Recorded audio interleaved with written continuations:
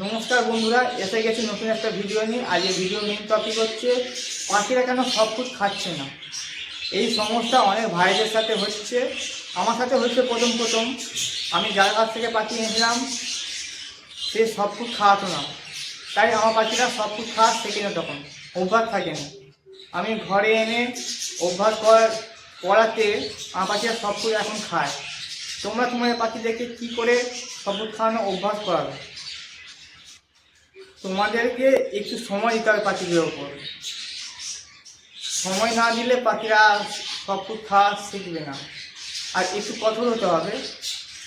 তাই এই সমস্যার সমাধান কী করে করবে তোমরা?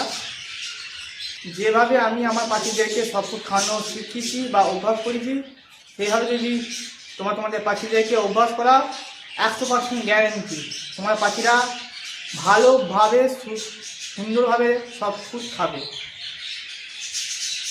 তাহলে আমি কি করেছিলাম, যারা ভালো করে শুনবে, তাহলে তোমরা কি করবে? আগের দিন রাত্রিবেলা পাখির খাঁচা থেকে জল ও খাবার বার করে নেবে একদম। পরের দিন সকালবেলা দেখবে পাখিরা ভোরবেলা থেকে খুব চেঁচামেচি করে। কেন জানো? খিদের জন্য। সারা খাবার থাকে না, খুব খিদে থাকে, তাই ওরা খাবার খোঁজে।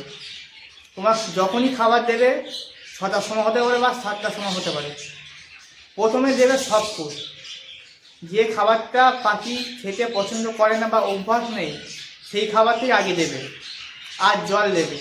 দিয়ে খাঁচা থেকে বেরিয়ে গেলে পাক্কা 1 ঘন্টা খাঁচার মধ্যে ওই সব ফুড বা যে জিনিসটা পাখি খাওয়া অভ্যাস নেই সেটা দিয়েছো, সেইটা থাকবে। দেখবে পাখিরা প্রথম খাবে না, ঠোকরাবে, খাবার চারদিকে ঘুরবে। মেন কথা, পাখি খাচ্ছে না। 1 ঘন্টা হয়ে গেল, খাবার বার করে নেবে। আবার পরের দিনকে প্রথমে সব ফুড দেবে। আগের দিন 1 ঘন্টা রেখেছিলে, তারপরের দিন 2 ঘন্টা লাগবে। দেখবে পাখি কী করছে।